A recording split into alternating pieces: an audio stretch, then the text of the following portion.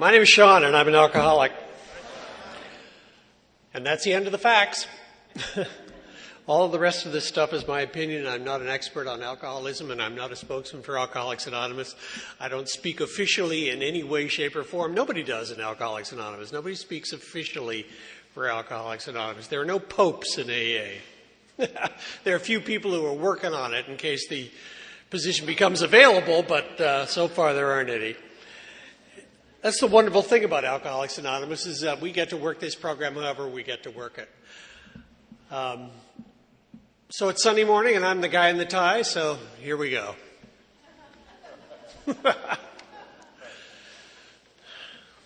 This is they always call the Sunday morning thing the spiritual meeting, but I always think that two or more of us getting together and sharing is the spiritual meeting, so they're all spiritual meetings as far as I'm concerned.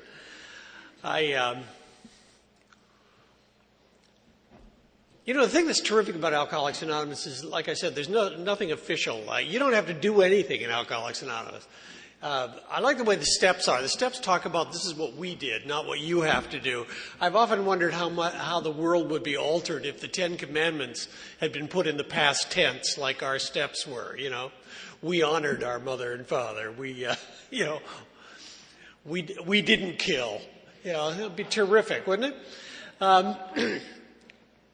I was born in Victoria, and it's nice to be up island again. I spent my summers in Qualicum as a child, and it's nice to be asked back to Campbell River. There's something about being asked back, isn't there, for a drunk?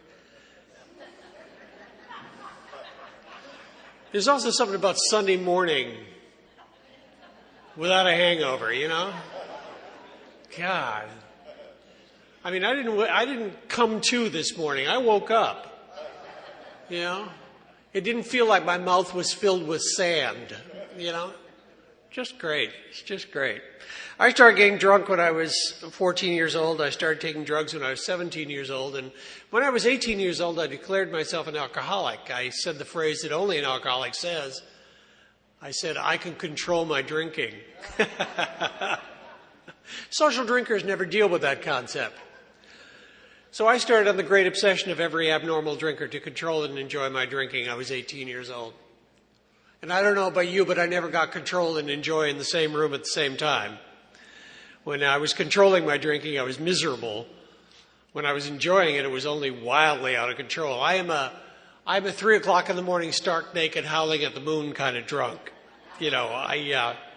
I'm noisy, and I get a lot of people into a lot of trouble.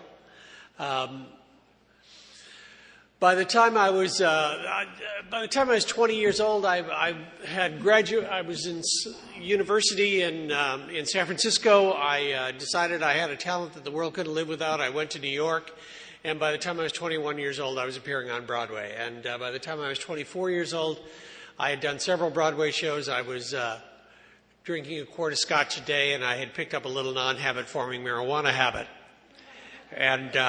And I was working the doctors. I just love doctors. They're so stupid. I just love them. One of the first things that I noticed about doctor visits is they don't know how to say goodbye unless they write something for you. And if you give them the right information, they'll write what you want. So I had usually 2 or 3 doctors on a string. I never bought drugs in alleys. I thought that was stupid. I bought them in drugstores. And I was living in the wonderful world of chemistry. And in my late 20s, by the time I was in my mid-20s, I started going to moral superiors to get help. My life was starting to get disastrous.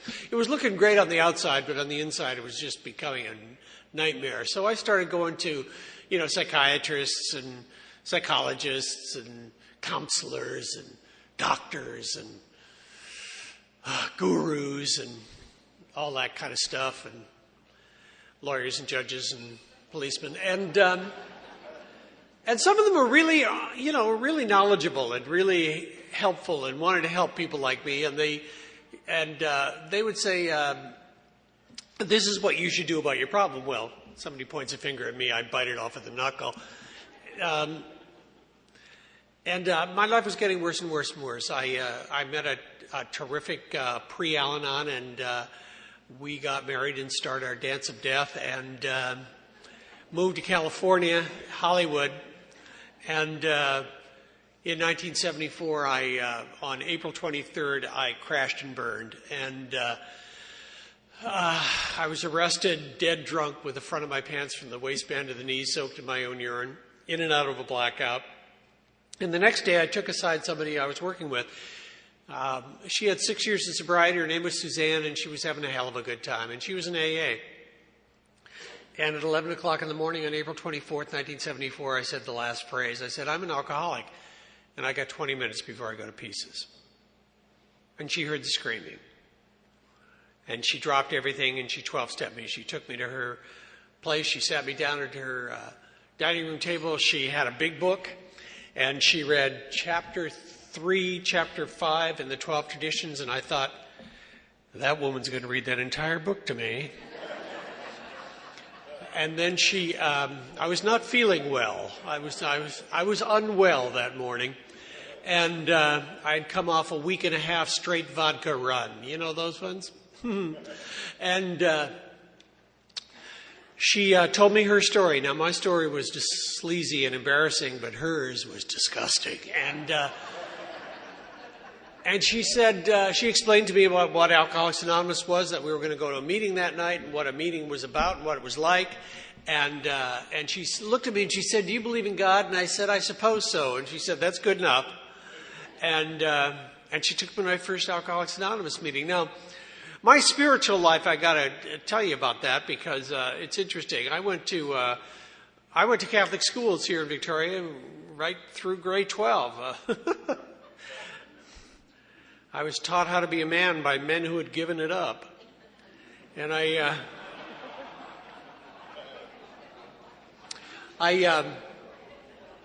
went to St. Louis College. I was taught by the Christian Brothers of Ireland. I remember listening to CBC, and there was a native guy talking about residential schools. He was talking about all the abuse that was going on. I was going, wait a minute, he must have gone to the same school I went to. You know, those Catholic schools are really swell. And I was an altar boy, and I learned the Mass and Latin and all that kind of stuff. And you know, the problem with me is that I can't hear right. You know, you tell me something, but I don't hear what you tell me exactly. And what I got out of that experience was God was this big, old, bearded dude with a real bad temper who had a big book, who was writing down everything, not only everything I did, but everything I thought of doing. And because of that, I was going to be condemned to eternal flames with my flesh being flayed off by whips that devils were flicking around. And, but he loved me. And I don't know, I had a little trouble with that concept. You know, I didn't get it. And, so I just kind of gave up on that religion. I kind of gave up on religion altogether. And, by the time I arrived in Alcoholics Anonymous, my spiritual life consisted of those two alcoholic prayers. The first one is, Dear God, get me out of this and I'll never do it again. And the second alcoholic prayer is, whew. And that was my entire spiritual life. I mean, that was it. So when she said, do you believe in God?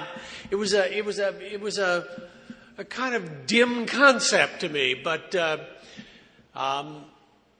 thing that she said to me that got me into Alcoholics Anonymous, it was like a carrot in front of a donkey. She said, you know, if you're willing to stay sober and work the 12 steps, you can make a 180-degree turn as a human being. Now, I don't know about how you felt when you first got into Alcoholics Anonymous, but by the time I arrived in Alcoholics Anonymous, I hated every square inch of myself. As far as I was concerned, I was a waste of skin. And the idea of being somebody totally different was dazzling to me. And that kind of led me in here. I went to my first AA meeting in Hollywood, California. They're big, huge meetings. The first meeting I went to was 400 people.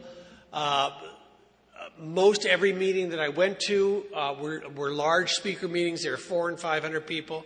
So that first meeting I walked into, and I was kind of dressed like I am today. I had on a blazer, and you know, and I looked fabulous at my first AA meeting. I mean, I was really looking good. There were a couple of things that were going on that I had forgotten about and wasn't aware of. One of them was I had been drinking straight vodka for a week and a half, and it was a rather warm April night, so I had a lot of lemon lime cologne on, and I smelled like a gimlet. And then the other thing that was going on was that I had newcomer eyes. Now, the only place I've ever seen eyes like that, other than a newcomer in AA, are on a dog loose on a freeway. I was terrified. I did not know what you were going to do. I just, she had explained it, but I knew there was something else going on. You were, oh my God, you were friendly. It was like being dropped into a shark tank. I've never seen so many teeth coming at me in my life. God, oh. And I was not well. I was not feeling well, and you'd shake hands with me and you wouldn't let go, You'd hold my hand and say weird stuff to me, You get up real close in my face, and it was like being stoned to death with fridge magnets. People say, easy does it, one day at a time. Keep coming back. Think. I didn't know what the hell you were talking about. It was like coming out of a blackout in Antwerp. All these people were talking Belgiese to me, and all these happy Belgians were looking at me, and I had no idea what this language was, and I knew there was going to be a song. I just knew that. I just knew eventually we'd all stand up and there'd be an AA song. But you know what the weird thing was that first night? For the first time that I could remember, I felt safe. I felt understood and accepted. And I hadn't felt like that in a very, very long time. See, I'd gone to all those people who said, this is what you should do. But this place had a new language. This place had an interesting thing that was going on. Because when I got up enough guts, slowly, to tell you what was going on with me, there was somebody who would say, I know how you feel. As soon as somebody said that to me, I could calm down enough to listen. And then you said, I've been through that, and this is what I did. Take what you can use. And I could listen to that. Nobody said, this is what you should do. Thank God. Thank God. And so it started to happen for me almost immediately. I got a sponsor very quickly within the first couple of days of sobriety. If you're new, get a sponsor. Like I said, I didn't speak Belgiese. I didn't speak AA. I didn't know what you were talking about. I needed somebody to translate it for me.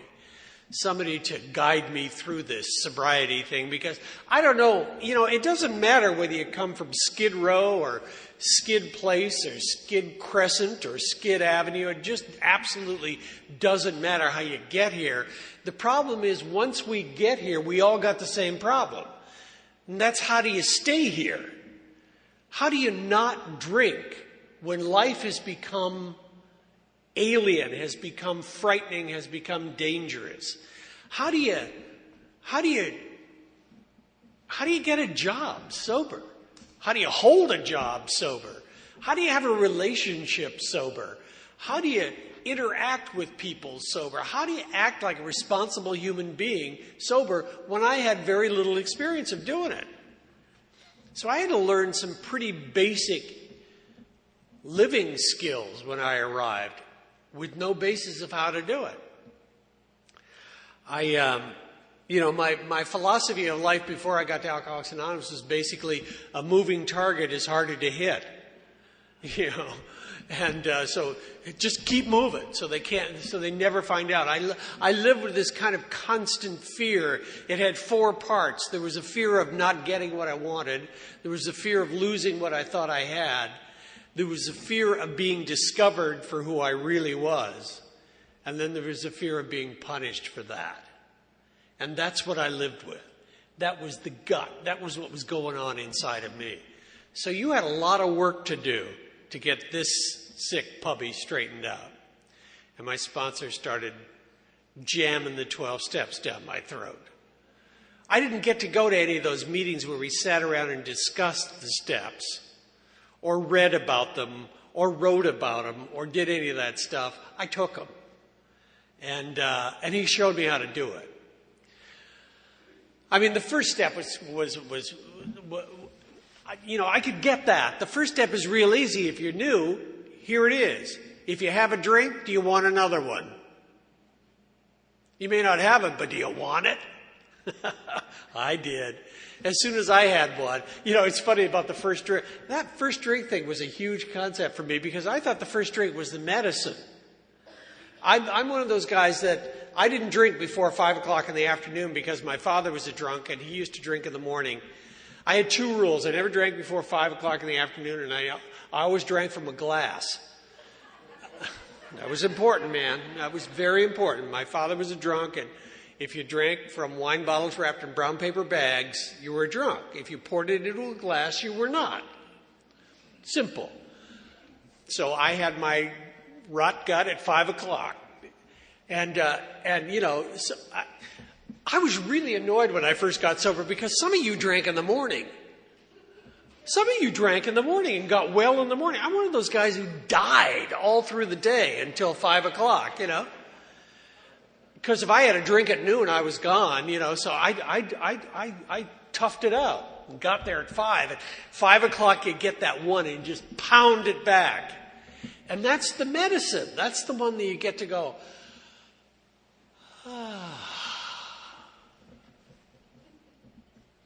maybe I'll have a drink. Nah.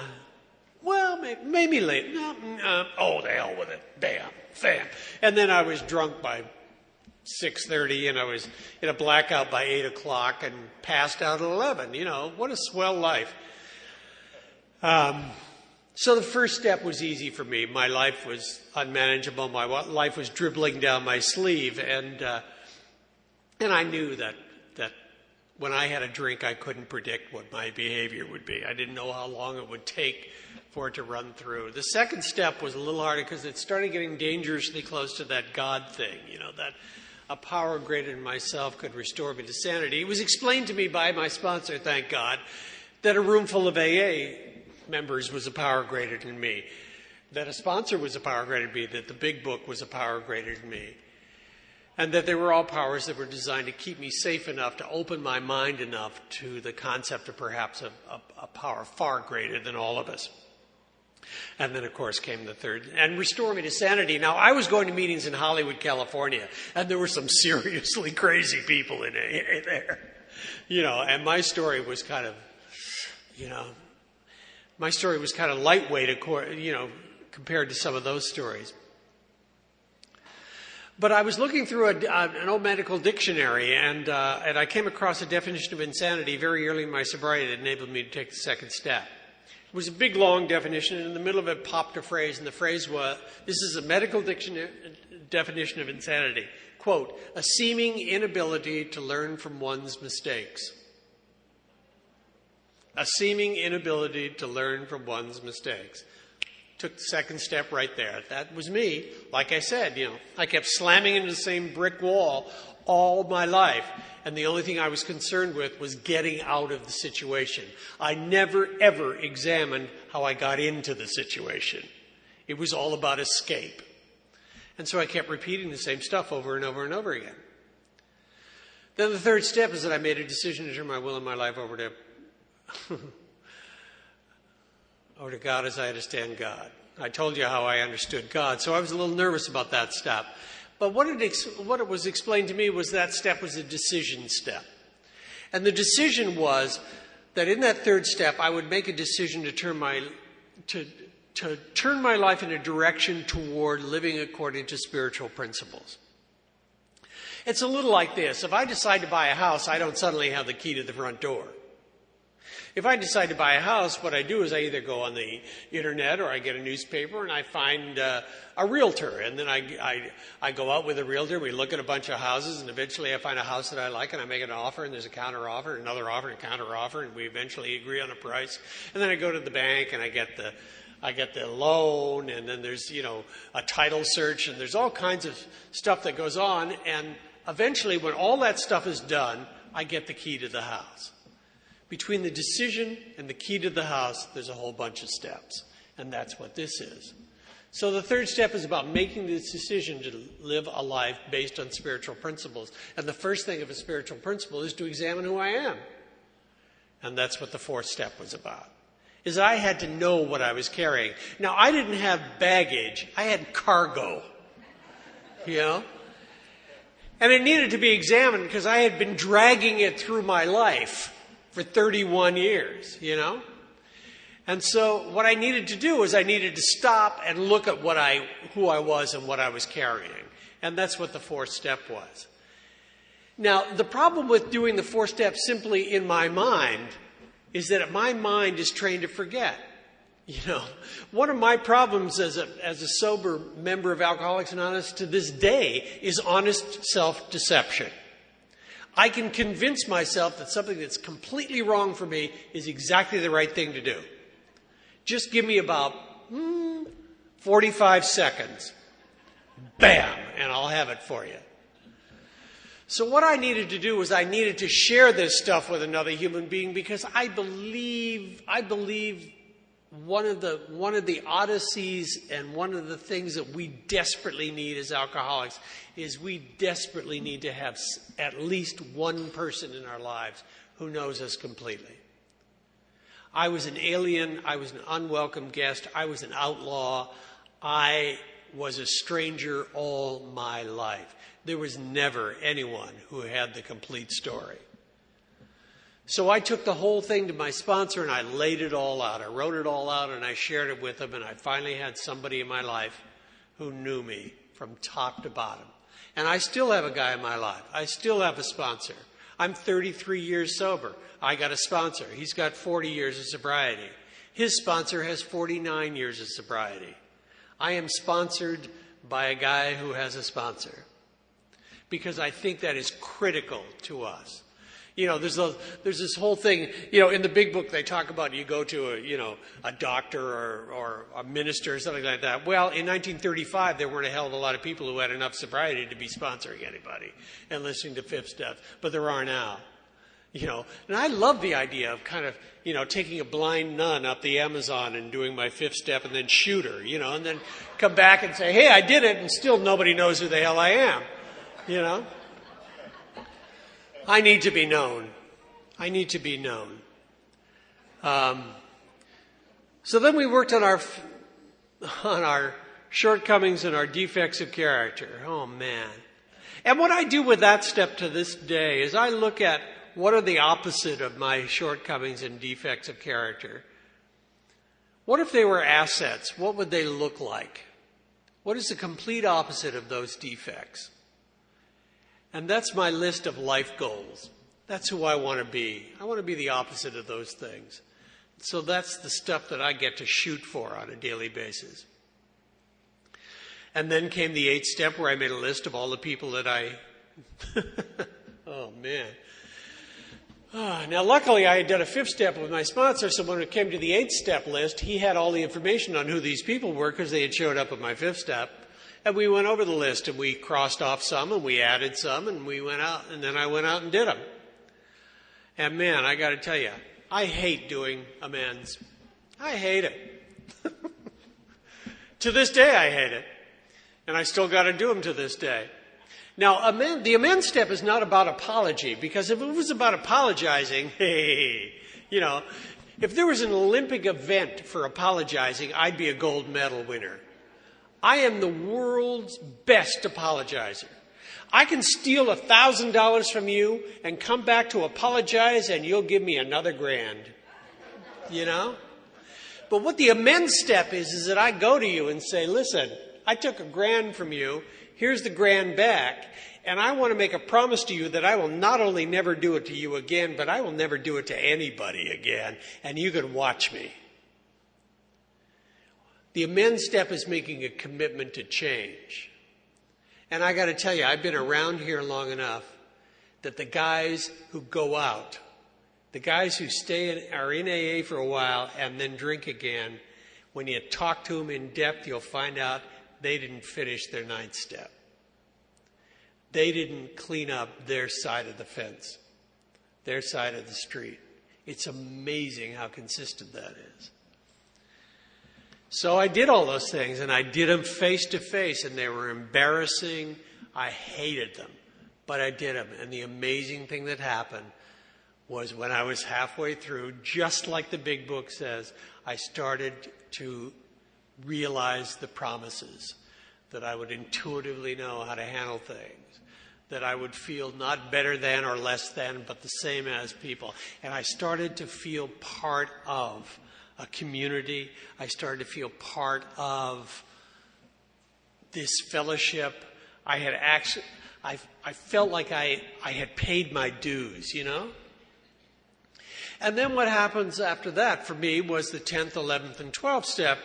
And the 10th step was what I do on a daily basis. Is I look at my day just before I'm going to sleep and say, okay, what did I do today that I approve of? And what did I do today that I don't approve of? And the stuff that I don't approve of is the stuff that I set out to change the next day or make amends for or do whatever. I'm getting real good at making amends fast. I remember I was going to talk at a convention one time, and the plane trip was a nightmare. Air travel these days is like a freight car with wings, and it was one of those god-awful flights, and everybody was testy, including myself, and I was going to be the spiritual speaker at this convention. Yeah, right. So as I'm getting off the plane, the flight attendant said, "Thank you for traveling." I said, "Thank you for traveling. This was the worst experience of my life. What a nightmare. What are you people doing?" And I went up, and I got halfway up the gangway, and I thought, oh, man. So I turned around, and I'm coming back down the gangway. All the passengers are coming off. They're all looking at me like I'm crazy. And I could see the flight attendant watching me come toward her, and her eyes are getting bigger and bigger and bigger. And I got up to her and I said, "Hey, listen, I was way out of line. You were doing the best job you possibly could, and I apologize for what I said, and I want you to know I won't say that to anybody else." She didn't even say anything. She just kind of stood there with her mouth open, and I turned around and walked back up. But I over the years, I've gotten faster and faster with cleaning up the mess. I don't like that kind of psychic mess in my life anymore. So I do the 10th step on a pretty regular basis, on a nightly basis, and look at what I'm doing. Chuck C. used to talk about the fact that we live our lives in 24-hour compartments. We give up the victories and the failures at the end of each day, and I try to do that. The 11th step is about prayer and meditation, and I'm a child of the 60s. I know about meditation. You light up a big bong and you listen to sitar music, and, And for a long while, I was using meditation for fortune telling. I thought if I got real quiet and real spiritual, God would reveal what's coming up. I'd know about next week. But what meditation is getting quiet enough so that I don't stumble over what is exactly in front of me. What meditation when I'm doing it right, keeps me where my hands are. This is as far as I can go. This is where my hands are. And, we all go through those phases in sobriety. I got real spiritual at one point, So I got so spiritual I was no earthly good. I was one of those guys who was in imminent danger of being crushed to death by a falling bookshelf of spiritual literature, But what I've done is I've pretty well got it down to a fairly simple meditation for myself, which works, and I'll share it with you. It might help you.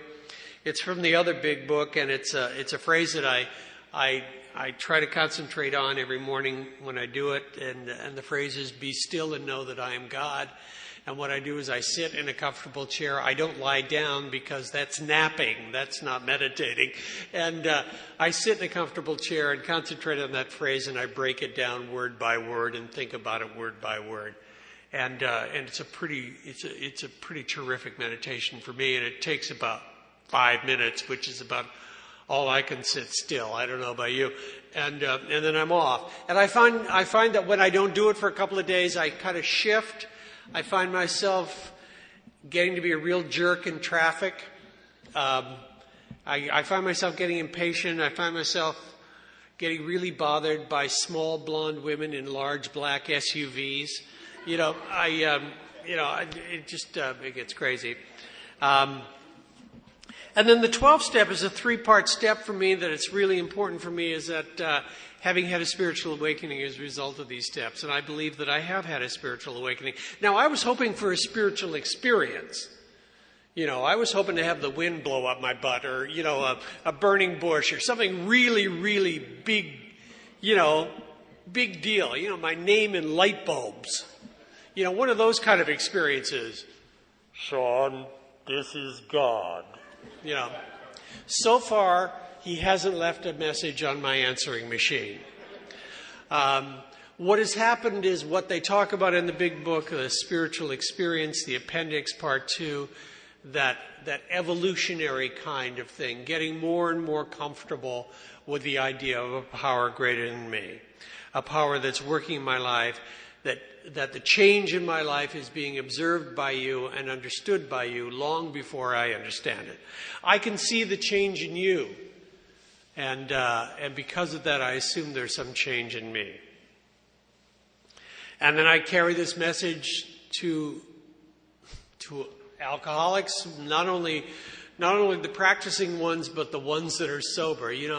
Those of us who have been in the program for a long time, I keep waiting for the destination, I keep waiting for, I've been to enough meetings, I've worked the 12 steps long enough, I've sponsored enough guys, I've been of service, I've done all that kind of stuff. Where is the plateau with the lawn chair? Where I can just sit back and not have to do this anymore. I don't want to drink, I just don't want to work this hard, So far, I haven't found it. So far, I have to keep doing this stuff and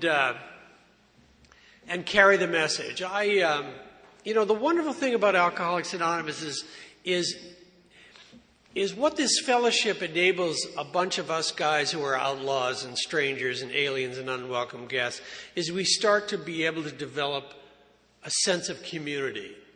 And it starts in AA, where we start interacting with all kinds of people. The wondrous thing about Alcoholics Anonymous is there's every class, there's every race, there's everything. I remember there was a meeting over in Horseshoe Bay that I went to it was a step meeting, and we were talking about the 3rd step. We were talking about God. And I looked around this room, and there were some Native American guys, there was a couple of Sikhs, there were some Chinese guys, there were a bunch of us Irish Catholic guys, and there was a black guy. I mean, everybody, all these people had all these incredible personal concepts of God.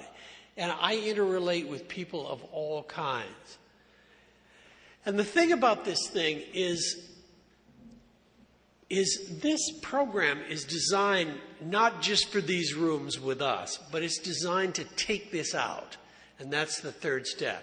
To practice these principles in all our affairs, to step out of these rooms into the community, to take these principles into our jobs, to take it into our communities, to take it into traffic, to take it into our living rooms and our bedrooms and into our lives as fathers, as husbands, as mates, as partners, as all those things. And I've gotten involved I've been involved in AA for a long, long time, but I've also been involved in community in the place that I lived. I was for a couple of years, I was the president of the Chamber of Commerce in my community. I'm active in that community, and it's pretty interesting. Outside of these rooms, I'm known as a guy who doesn't drink. I'm not known as a guy who can't drink. I'm just known as a guy who doesn't drink. No, Sean doesn't drink. And occasionally, you're sitting at a civic dinner and there's a guy sitting next to you who's gone through his 5th glass of wine, and he says, man, I wish I could cut back on this. And you get to say, yeah, I know how you feel. Well, what do you mean? You don't drink. No, I don't drink. Well, did you used to? Oh, yeah. Did you drink a lot? Oh, yeah. A whole lot? Oh, a whole lot, yeah. Well, you don't drink anymore? No. Well, how'd you do that? Well, I'm an alcoholic. I go to Alcoholics Anonymous. Do you want to go tonight? You're an alcoholic? I mean, that's the great thing is when somebody is surprised that I'm an alcoholic. I love that. Because for years nobody was surprised at that.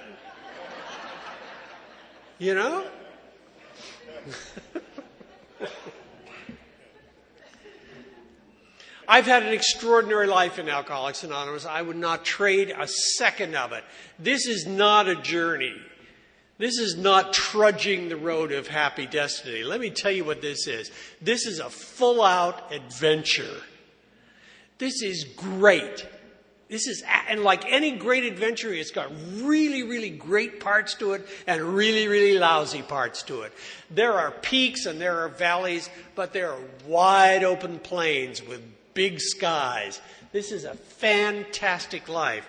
And for over 33 years, I've been living it. Good, bad, and indifferent. And I got to tell you, some days I am a stunning example of Alcoholics Anonymous. Some days I just shimmer with sobriety. You can introduce me to your grandmother, I'm just fabulous with this sobriety thing, And then there are days when I don't drink. And that's about as good as it gets, Then there are those days when I'd like to check into some nice little psychiatric hospital and take a whole lot of Thorazine and make a wallet. God, it just looks like a real good idea to me.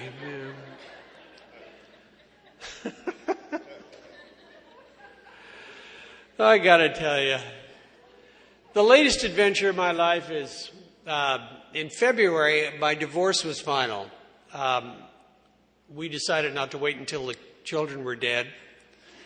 And so we separated a little over a year or so ago, and we had been together for 37 years. We had been married for 35, and it was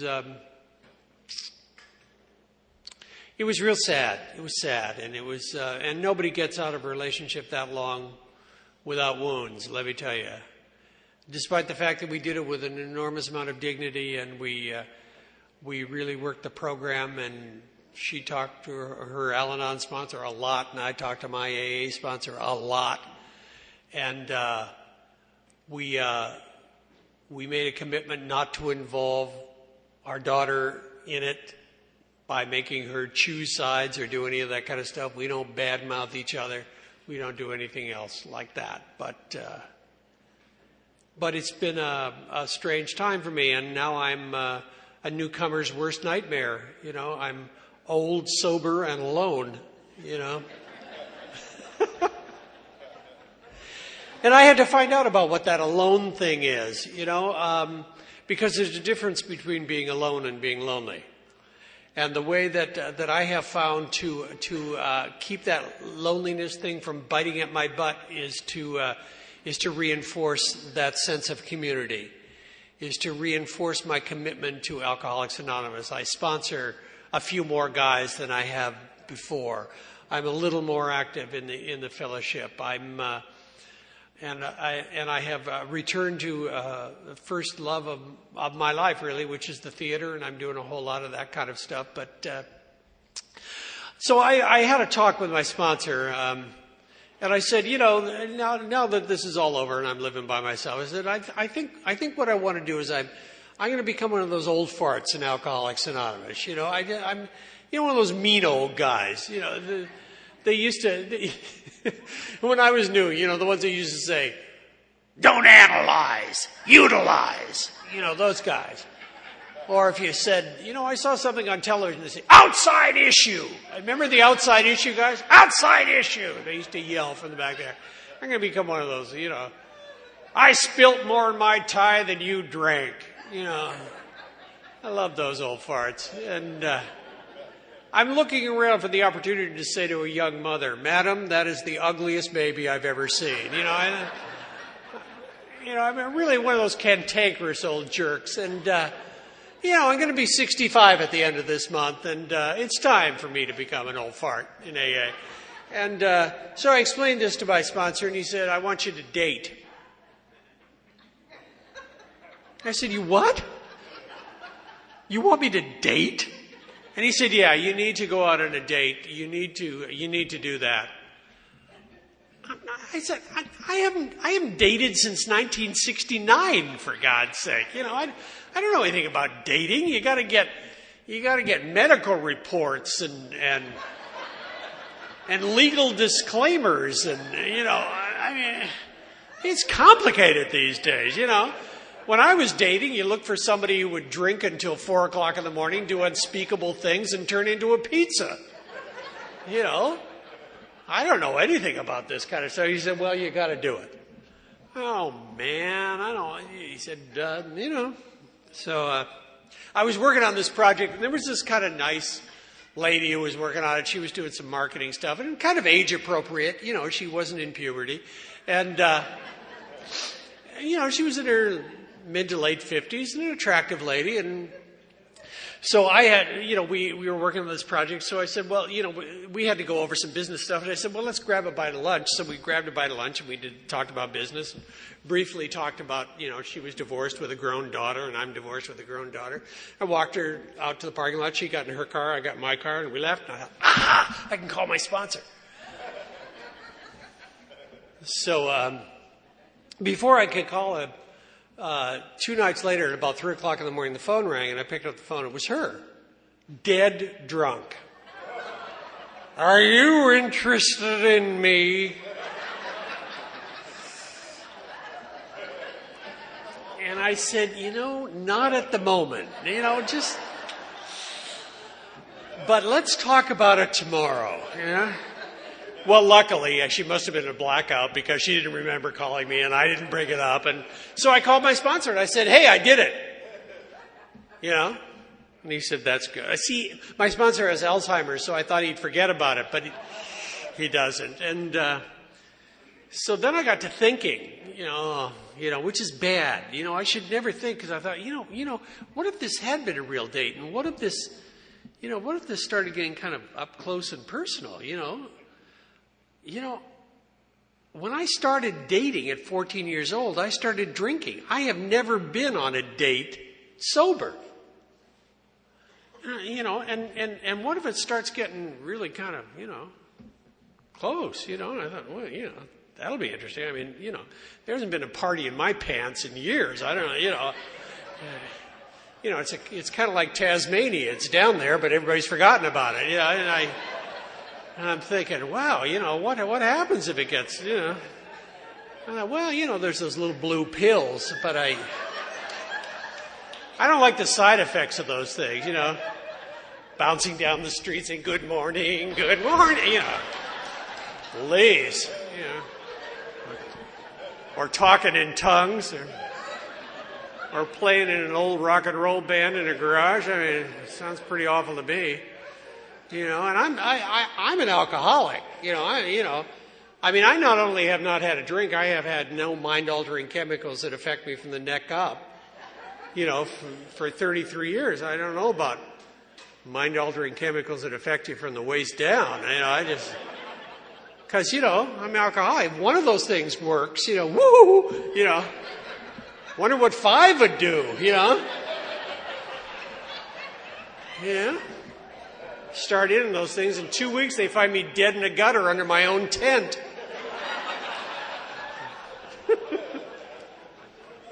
The funeral would have to be an open casket because they couldn't get the lid.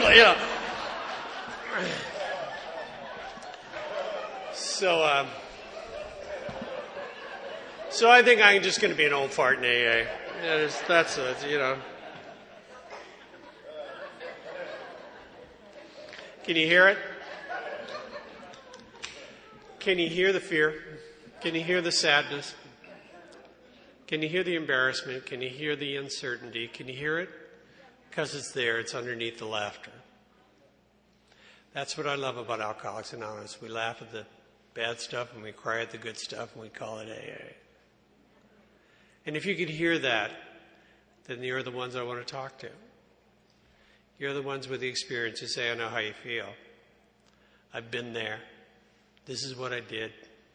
And it's going to work out all right. You're the ones I want to talk to. Because I come back here all the time to be reassured. I think the ones that leave Alcoholics Anonymous and get loaded are the ones who refuse to allow themselves to be reassured. And you do that for me all the time, no matter what I'm going through. You tell me it's going to be all right, that the good stuff will pass, the bad stuff will pass, and we'll all be here, and we'll all be okay. Whenever I'm asked to share at a podium in Alcoholics Anonymous, I consider it a report to my teachers, because you're the people who have taught me everything that I know. You've taught me everything that I value. You've taught me everything that is dignified and kind and loving and good about myself. The stuff that's small and mean-spirited is the stuff that I've decided I don't need to learn. So I keep coming back. There's a wonderful man in Alcoholics Anonymous named Alan McGinnis. And Alan McGinnis wrote a pamphlet called A Member's Eye View of Alcoholics Anonymous. If you're new or if you've never read this pamphlet, get it. It is extraordinary because what he talks about is that in Alcoholics Anonymous, we get to build our own house. We get to build our own spiritual house. Some of us return to the religion of our childhood. Some of us strike out, as I have, into other times and places and ideas. And what we all have to do in order to stay sober, as Carl Jung says, is we've all got to find some kind of profound spiritual experience. Sometimes it comes in a rush. For most of us, it just comes in dribs and drabbles. And eventually, years later, we wake up and we're okay with the idea of a God. So I report to you as my teachers, and I want to tell you what I've found here. And it's something that Alan McGinnis wrote at the end of this that is really, really incredibly important to me. I am not a religious man. I have never returned to a religion, but I do consider myself spiritual. And this piece profoundly touches me. It talks about some Christian concepts, and if you're new, don't back up on that. Just listen with your heart, because I'm going to read this to you from mine. This coming Sunday in the churches of many of us, there will be read that portion of the Gospel of Matthew which recounts the time when John the Baptist was languishing in the prison of Herod. And hearing of the works of his cousin Jesus, he sent two of his disciples to say to him, Art thou he who is to come, or shall we look for another? And Christ did as he so often did. He did not answer them directly, but wanted John to decide for himself. And so he said to the disciples, Go and report to John what you have heard and what you have seen. The blind see, the lame walk, the lepers are cleansed, the deaf hear, the dead rise, the poor have the gospel preached to them. Now, back in my childhood catechism days, I was taught that the poor in this instance did not mean only the poor in a material sense, but also meant the poor in spirit, those who burned with an inner hunger and an inner thirst. And that the word gospel meant quite literally the good news. I have trouble getting through this. More than 33 years ago, Susanne maneuvered me into AA. Today, if she were to ask me, tell me, what did you find? I would say to her what I say to you now. I can tell you only what I have heard and seen. It seems the blind do see, the lame do walk, the lepers are cleansed, the deaf hear, the dead rise. And over again, in the middle of the longest day, or the darkest night. The poor in spirit have the good news told to them. God grant that it may always be so. Thank you.